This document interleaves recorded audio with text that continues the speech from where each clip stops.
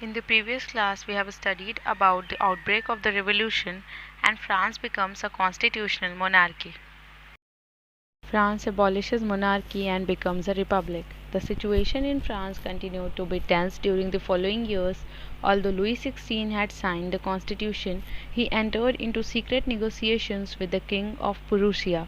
The rulers of other neighboring countries too were worried by the developments in France and made plans to send troops to put down the events that had been taking place there since the summer of 1789.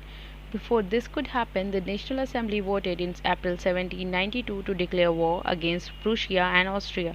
Thousands of volunteers thronged from the provinces to join the army. They saw this as a war of the people against kings and aristocracies all over Europe. Among the patriotic songs they sang was the Marseillaise, composed by the poet Roget de Lis. It was sung for the first time by volunteers from Marseilles as they marched into Paris, so got its name. The Marseillaise is now the national anthem of France. When the France becomes constitutional monarchy, the situation in France was tense during those years. Louis XVI had signed the constitution, but what he was doing is that he's secretly involved. He's secretly doing the negotiation with the King of Prussia. Okay, so what happened over there that the other neighboring countries rulers they were worried that if the France is making the development, okay, the changes are happening over there, so what they thought that they made plan so that they can send their military over there to put down all the events that whatever things have been taking place in France since summer of 1789. When the neighboring countries were planning to send troops in France, before that, the National Assembly voted in April 1792 and they declared a war against Prussia and Austria. So there are thousands of volunteers from provinces. They were there to join the army. They thought that it is a war of the people against king and all the aristocracies of whatever things are happening all over Europe. So they sang a patriotic song. It was known as Marseillaise, which was composed by poet Roger de Isle. Okay, it was composed by him, and when the people marched into the Paris, they sung it for the first time. The volunteers sung this, so that is why it became the um, patriotic song of that era, and now it is the national anthem of France. The Revolutionary Wars brought losses and economic difficulties to the people. While the men were away fighting at the front, women were left to cope with the task of earning a living and looking after their families. Large sections of the population were convinced that the revolution had to be carried further, as the Constitution of 1791 gave political rights only to the richer sections of the society. Political clubs became an important rallying points for people who wished to discuss government policies and plan their own forms of action. The most successful of these clubs was that of the Jacobians, which got its name from the former convent of Saint Jacob in Paris. Women too, who had been active throughout this period, formed their own clubs. Because of the Revolutionary Wars, the people have to face the economic difficulties and losses since men were engaged in fighting at front. So what happened there, the women's were there who has to look after their family and who has to complete the task so that they can earn for living. So there is a large section of population who were convinced that revolution had to be carried further. Why? Because the Constitution of 1791 it gave political right to richer sections. Not all the people are allowed to involved in the assembly. So political clubs they started forming and it became an important rallying point for people. Rallying point it became important because those people who wish to discuss government policies and plan their own forms of action, for that what they are doing, they are making a political club. So if we talk about the successful clubs uh, among them, so it was the Jacobean club which got its name. Okay, it is named after the former convent of Saint Jacob in Paris. Okay, and women's too had been active throughout this period and they formed their own clubs. because earlier they were not involved in any kind of activity. Okay, the members of Jacobin Club belonged mainly to the less prosperous sections of society. They included small shopkeepers, artisans such as shoemakers, pastry cooks, watchmakers, printers, as well as servants and daily wage workers. Their leader was Maximilien Robespierre. A large group among the Jacobins decided to start wearing long striped trousers similar to those worn by the dock workers. This was to set themselves apart from the fashionable sections of society, especially nobles who wore knee breeches. It was a way of proclaiming the end of the power wielded by wearers of knee breeches. These Jacobians come to be known as the sans-culottes, literally meaning those without knee breeches. Sans-culottes men wore in addition the red cap that symbolized liberty. Women, however, were not allowed to do so. In the summer of 1792, the Jacobins planned an insurrection of a large number of Parisians who were angered by the short supplies and high prices of food. On the morning of August 10, they stormed the palace of the Tuileries, masqueraded the king's guard, and held the king himself as hostage for several hours. Later, the assembly voted to imprison the royal family. Elections were held. From now on, all men of 21 years and above, regardless of wealth, got the right to vote. The Jacobians planned in the summer of 1792, along with the inhabitants of Paris, a violent action against the ruler of the country because the people of Paris were angered by the short supplies and high prices of the food. So on 10th of August in the morning, they stormed the palace of Tuileries and they killed all the king's guard and they held the king as hostage for several hours.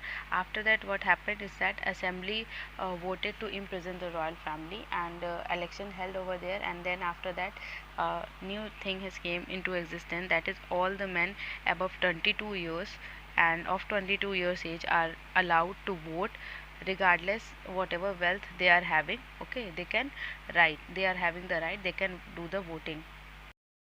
Newly elected assembly was called the Convention. On 21st September 1792, it abolished the monarchy and declared France a republic. As you know, a republic is a form of government where the people elect the government, including the head of the government. There is no hereditary monarchy. Louis XVI was sentenced to death by a court on the charge of treason. On 21st January 1793, he was executed publicly at the Place de la Concorde. The Queen Marie Antoinette met with the same fate shortly after. So the newly elected assembly, it was called convention, and then in 1792 it abolished the new assembly convention abolished monarchy and it declared France as a republic. And we know that in republican government form the people elect the government including the head of the government, and there is no hereditary monarchy. Louis XVI was sentenced to death by a court of the charge of treason. And what happened over there is that on 21st January 1793, okay, he was hanged, he was executed publicly at a place named De la Concorde, and the Queen Marie Antoinette met with the same fate shortly after. The period from 1793 to 1794 is referred to as the Reign of Terror.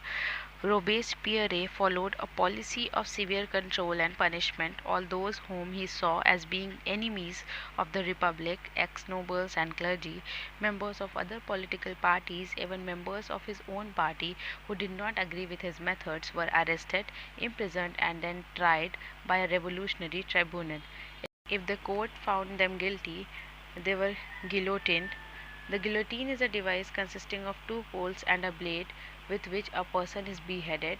It was named after Dr. Guillotin, who invented it. The duration of 1793 to 94 is known as Reign of Terror. Okay, Robespierre was there who follow a policy. Okay, and he used to control and punish. Only this kind of thing he used to follow, and whoever he saw that he is as enemy of republic, like ex-nobles, clergy, member of other political parties, and even some people who are the member of his own party, okay, who is not agreeing with his method, they were arrested and imprisoned, and they tried by a revolutionary tribunal. Okay, and if the court are finding them guilty, then what they do, that they guillotine them. Guillotine them means guillotine. It was a device which was invented by Dr. Guillotine, and here there were two poles and a blade was there, and in which the person is beheaded. Okay, it was like a cruel punishment. Okay, you can say that it's like cruel punishment. Robespierre's government issued laws placing a maximum ceiling on wages and prices. Meat and bread were rationed. Peasants were forced to transport their grain to the cities and sell it at fixed prices by the government. The use of more expensive white flour was forbidden. All citizens were required to eat the pain de glade, equality bread, a loaf made of whole wheat. Equality was also sought to be practiced through forms of speech and address instead of the traditional Monsieur, Sir, and Madame, all Frenchmen and women were henceforth citoyen and citoyenne, citizen. The Robespierre government has issued laws placing a maximum, means a top limit on wages and prices. And meat and bread was also rationed, and the peasants, the farmers, were forced to transport their grain to city and sell it to the prices which are fixed by the government. Okay, and the use of expensive white flour, it was forbidden. Okay, it was forbidden, and thus all the citizens, they have to eat the equality bread. Okay, which is made up of a loaf which is made up of whole meat, and equality was practiced through forms of speech and address. And if we talk about that, instead of traditional sir and madam, okay, all the men and women of the all the French men and women, they were started calling as citoyen and citoyenne. Okay, means citizen. Robespierre pursued his policy so relentlessly that even his supporters began to demand moderation.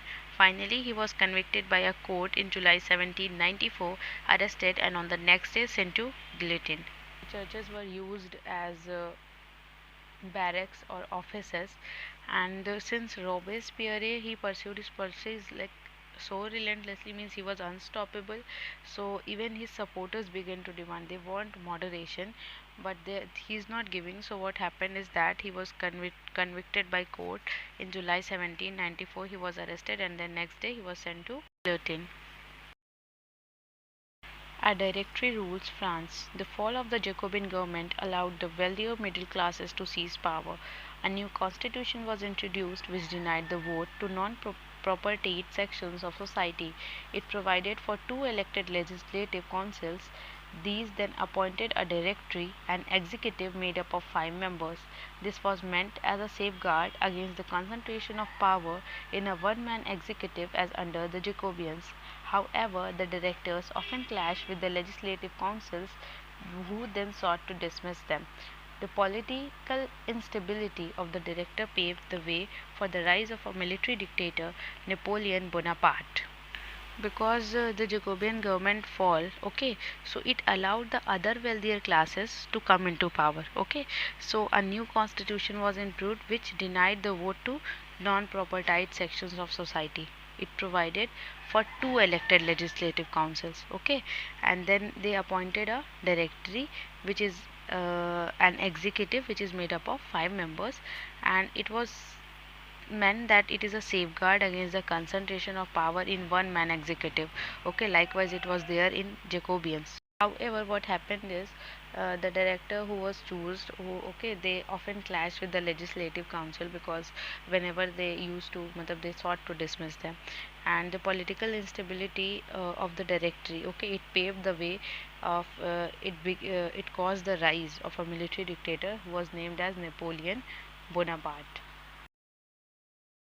Through all these changes in the form of government, the ideals of freedom, of equality before the law, and of fraternity remaining inspiring ideals that motivated political movements in France and the rest of Europe during the following century.